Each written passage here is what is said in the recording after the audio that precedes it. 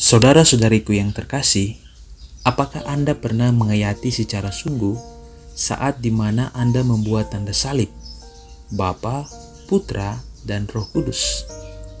Dalam penghayatan Katolik, tanda salib mengandung arti yang sangat mendalam, yakni yang pertama, kemanunggalan dari Allah Trinitas.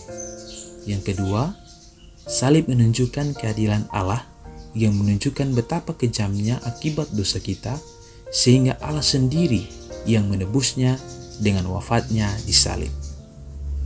Yang ketiga, salib menunjukkan kasih Allah yang terbesar, yaitu bahwa Ia menyerahkan nyawanya bagi kita, agar kita dapat diselamatkan dan memperoleh hidup yang kekal.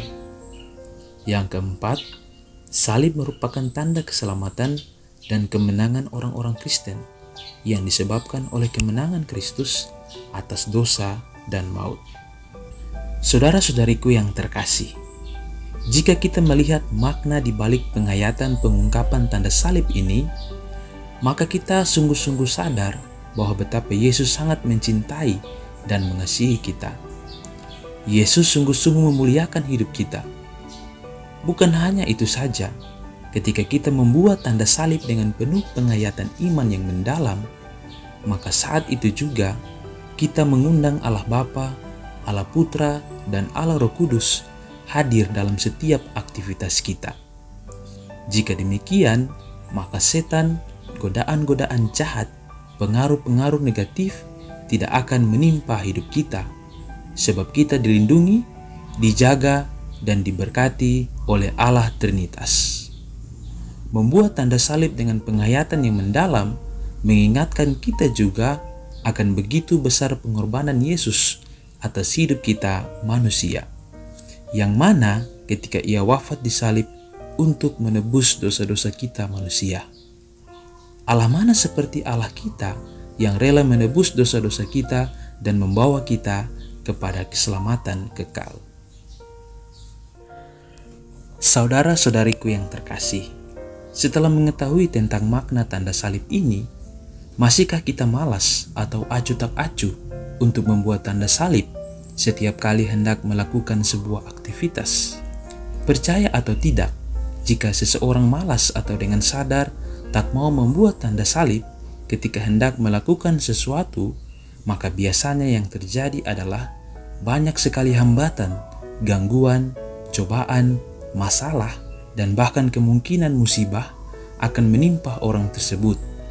Mengenai hal ini, kita bisa bertanya kepada diri kita masing-masing, mungkinkah kita pernah mengalami hal demikian?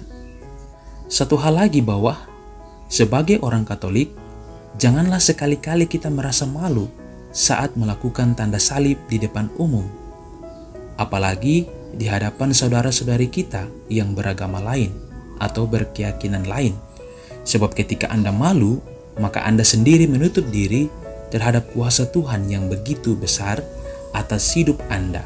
Kuasa Tuhan yang dapat memberikan banyak hal bagi hidup Anda.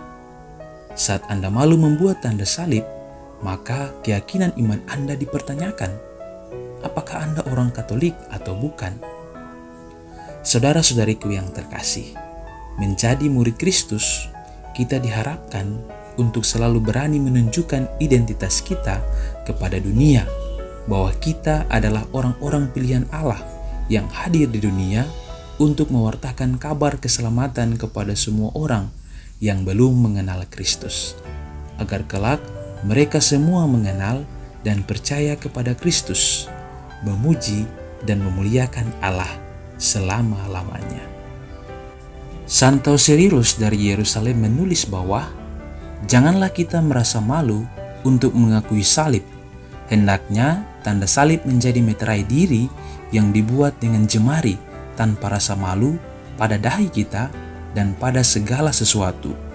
Atas roti yang kita makan, atas cawan yang kita minum, saat kita datang dan saat kita pergi, sebelum kita tidur, saat kita berbaring, dan saat kita bangun. Ketika kita sedang di jalan dan ketika kita sedang sendiri. Tanda salib adalah tanda kemenangan Kristus, tanda yang membuat kita memperoleh rahmat yang cuma-cuma dari Allah. Hati kudus Yesus senantiasa memberkati kita semua.